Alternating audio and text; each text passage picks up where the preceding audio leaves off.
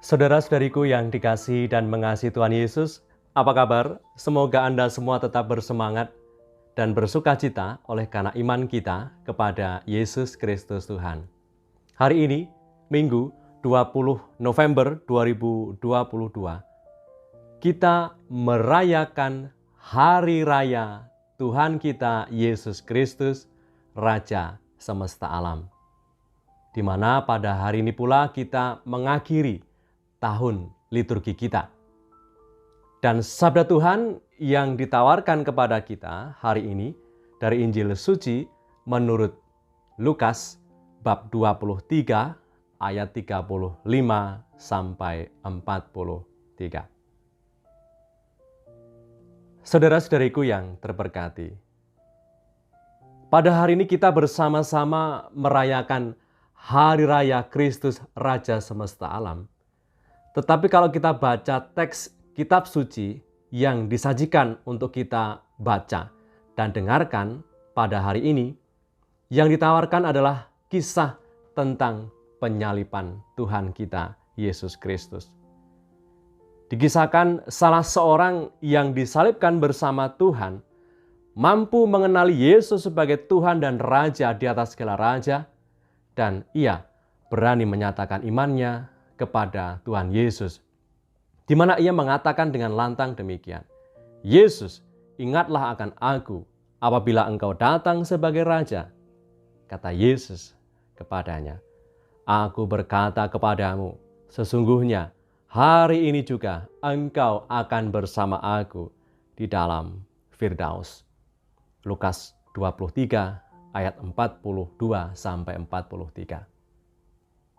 Saudari-saudaraku yang terberkati, raja yang biasanya ditampilkan dalam kemuliaan dan keagungan, tapi raja yang ditampilkan saat ini dalam peristiwa penyaliban justru ditampilkan lemah tak berdaya. Ia bermahkota lingkaran duri dan salib sebagai tahta kemuliaannya. Iman kita mengatakan demikian, saudara-saudariku yang terberkati. In cruce salus. Di dalam salib ada keselamatan. Ada kemuliaan di balik salib Tuhan. Siapa sangka dan mengira bahwa lingkaran duri adalah mahkota kemuliaan dan salib adalah tahta keilahiannya. Apa yang menjadi bahan hinaan dan cacian para pemimpin, para serdadu, dan salah satu penjahat yang ikut disalibkan bersama dengan Tuhan, ternyata menjadi cara dan sarana yang dipakai oleh Tuhan untuk memberikan keselamatan. Tuhan menjadikan segala sesuatu yang tidak baik menjadi baik, bahkan sangat baik untuk menunjukkan kemuliaannya.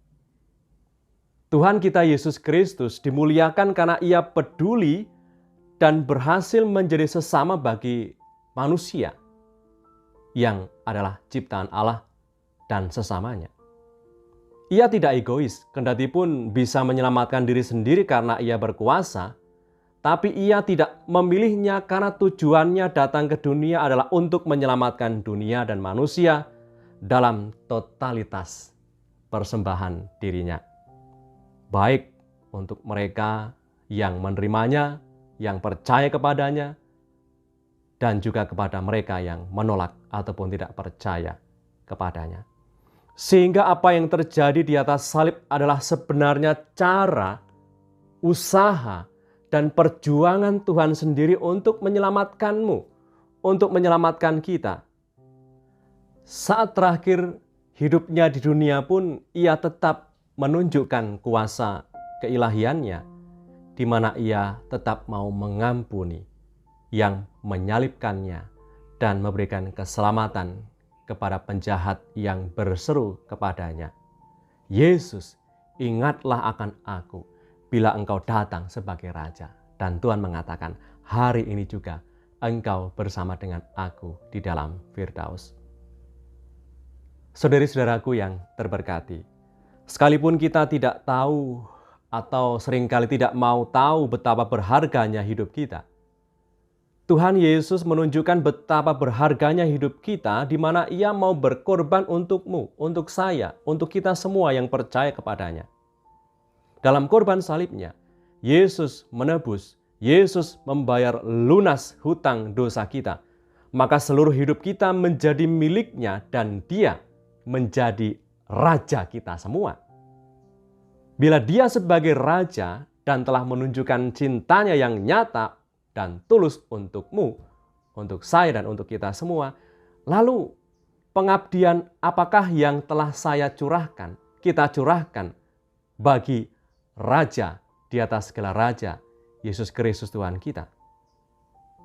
Sungguhkah Ia, Tuhan kita Yesus Kristus, menjadi seorang raja bagiku, bila kehendak dan kemauanku saja yang terus-menerus kita upayakan supaya terlaksana tanpa merenung sejenak dan belajar, apa sih yang sebetulnya Dia inginkan bagi hidup kita?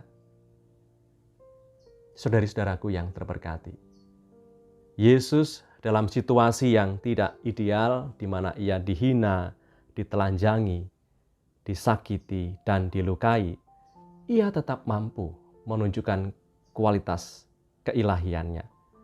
Di mana Yesus Tuhan tidak dikendalikan oleh keadaan di luar dirinya.